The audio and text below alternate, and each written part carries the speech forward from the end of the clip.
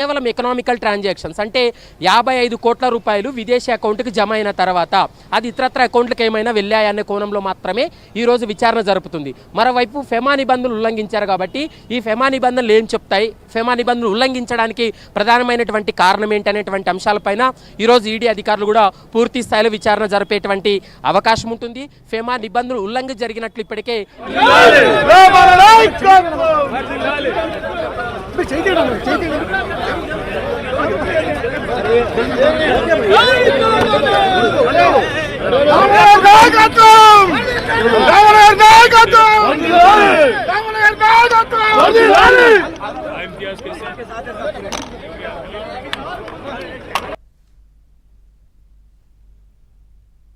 చేసి పోలీసులు తీసుకొస్తున్నటువంటి విజువల్స్ కూడా చూస్తున్నాం.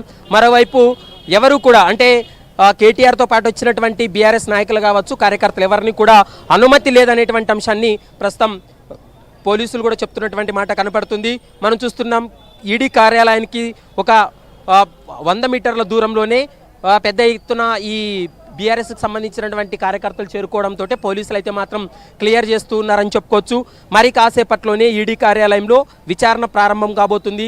విచారణలో కీలకమైనటువంటి అంశాలను కూడా ప్రస్తావన చేసేటువంటి అవకాశం ఉంటుంది. కీలక అంశాలను కూడా ఈ కేటీఆర్ కూడా వాటన్నిటినీ కూడా ఈడీ అడిగేటువంటి ప్రశ్నలన్నిటికీ కూడా కేటీఆర్ సమాధానం చెప్పబోతున్నాడా, ఈడీ విచారణకు తాను సహకరించేటువంటి అవకాశం ఉందా లేదా అనేది మాత్రం చూడాల్సినటువంటి అవసరం ఉంటుంది. ప్రస్తుతం మనం చూస్తున్నాం కంట్రోల్ రూమ్ వద్ద ఉన్నటువంటి సిగ్నల్ నుంచి కేటీఆర్ ఈడీ కార్యాలయంకి వస్తున్నటువంటి విజువల్స్ కూడా మనం చూస్తున్నాం. మరోవైపు ఇటు బీఆర్ఎస్కి సంబంధించినటువంటి నేతలు కార్యకర్తలు ఎవరికి అనుమతి లేదనేటువంటి అంశాన్ని స్పష్టంగా చెప్తున్నారు. ప్రస్తుతం మనం విజువల్స్లో చూస్తున్నాం పౌలీసులు కూడా అలర్ట్ అవ్వడం జరిగింది. పోలీసులు కూడా వేరే వ్యక్తులను ఎవరిని అనుమతి లేదు, కేవలం కేటీఆర్ వాహనాన్ని తప్ప మిగిలినటువంటి వ్యక్తులకి అనుమతి లేదనేటువంటి అంశాన్ని చెప్తున్నారు. రోప్ పార్టీ కూడా సిద్ధమైంది. రోప్ పార్టీ తోటి ముందుకు కేటీఆర్ వాహనం కదులుతున్నటువంటి విజువల్స్ కూడా మనం చూస్తున్నాం. ఒకవైపు బీఆర్ఎస్కి సంబంధించినటువంటి నేతలు, ఎమ్మెల్యేలు, మరోవైపు చూడొచ్చు మాజీ మంత్రి శ్రీనివాస్ గౌడ్ను కూడా పోలీసులు అడ్డుకుంటున్నటువంటి విజువల్స్ మనం చూస్తున్నాం. మాజీ మంత్రి శ్రీనివాస్ గౌడ్తో పాటు బీఆర్ఎస్కి సంబంధించినటువంటి నేతలను ఎవరిని కూడా అనుమతి లేదనేటువంటి అంశాన్ని చెప్తున్నారు.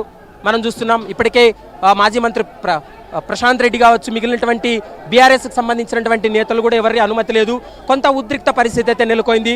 బీఆర్ఎస్కి సంబంధించినటువంటి నేతల్ని లోపలికి అనుమతించకపోవడంతో కొంత ఉద్రిక్త పరిస్థితులు నెలకొందని చెప్పుకోవచ్చు. ఇప్పటికైతే మాత్రం కేటీఆర్ ఇప్పటికే ఈడీ కార్యాలయం వద్దకు కూడా చేరుకున్నటువంటి విజువల్స్ మనం ఏబిఎన్ స్క్రీన్ పైన చూస్తున్నాం. మరి కొద్దిసేపట్లోనే ఈడీ విచారణ ప్రారంభం కాబోతుంది. ఈడీ విచారణ సందర్భంగా ఎవరిని కూడా లోపలికి అనుమతించరు. కేవలం కేటీఆర్ వాహనాన్ని మాత్రమే లోపలకు అనుమతిస్తున్నటువంటి విజువల్స్ మనం ఏబిఎన్ ఆంధ్రజ్యోతిలో